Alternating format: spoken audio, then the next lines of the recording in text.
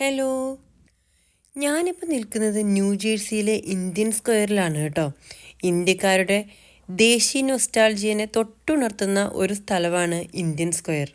ബാംഗ്ലൂരിനെ അത്രമാത്രം മിസ് ചെയ്തിരുന്ന എനിക്ക് ഈ സ്ട്രീറ്റിൽ കൂടെ പോയപ്പോഴേക്കും കണ്ണിൽ നിന്നും വായിൽ നിന്നും അറിയാതെ വെള്ളം വരികയായിരുന്നു കേട്ടോ. വായിൽ നിന്ന് വെള്ളം വരുന്നത് വെറുതെ അല്ല, ഇവിടുത്തെ ഹോട്ടലുകളുടെ പേര് വായിച്ചിട്ടാണ്.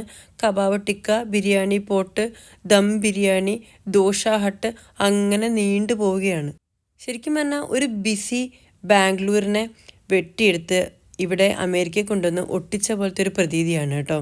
ശരിക്കും രണ്ട് സൈഡിലും വണ്ടിയൊക്കെ നിർത്തിയിട്ട് അതിൻ്റെ ഇടയിൽ കൂടെ അങ്ങോട്ടും ഇങ്ങോട്ടും കഷ്ടപ്പെട്ട് വണ്ടി ഓടിച്ച് ഹോണിനൊന്നും ഒരു പഞ്ഞവും ഇല്ലാത്ത ഒരു അമേരിക്കൻ സ്ട്രീറ്റ്.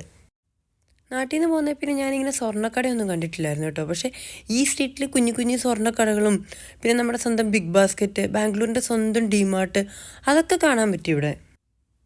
പാൻ വിൽക്കുന്ന കട മുതൽ പൂജാ സാധനങ്ങൾ വിൽക്കുന്ന കടകളും അമ്പലവും, അങ്ങനെ ശരിക്കും ഒരു തനി ഇന്ത്യൻ വൈബുള്ളൊരു സ്ഥലമാണിത്. ഇത് ഡിമാർട്ട് കണ്ടോ, ബാംഗ്ലൂരിൻ്റെ സ്വന്തം ഡിമാർട്ട്. പിന്നെ ഇതാ ഞാൻ പറഞ്ഞത്, പിന്നെ എല്ലായിടത്തും അമ്പലത്തിലെ ഒരു പാട്ടിൻ്റെ അലയൊലികളൊക്കെ ഉണ്ടായിരുന്നു.